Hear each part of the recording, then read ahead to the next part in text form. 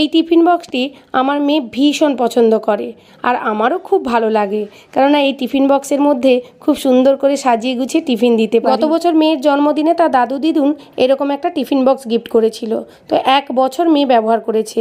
এখন ওই রাবারটা একটু লুজ হয়ে গেছে, না হলে কিন্তু ভালো আছে।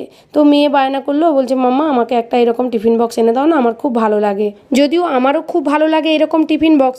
আর এই টিফিন বক্সের মধ্যে এরকম একটা বাটি ঢাকনা দেওয়া আছে, তো এতে আমার টিফিন দিতে খুব সুবিধা হবে, কারণ আমি মেয়েকে টক দই আর স্যালাড দিই। আগে আমি একটা আলাদা বক্সের মধ্যে টক দই স্যালাড দিতাম, কিন্তু এই টিফিন বক্সটার মধ্যে এই সিস্টেমটা থাকার জন্য আমার খুব পছন্দ হয়েছে। আপনাদের যদি এই টিফিন বক্সটি পছন্দ হয়ে থাকে বা আপনাদের বাচ্চাদের জন্য কিনতে চান, তাহলে আমাকে অবশ্যই কমেন্ট করে জানাবেন, আমি লিঙ্কটা দিয়ে দেবো। আর ভীষণই কোয়ালিটি ভালো।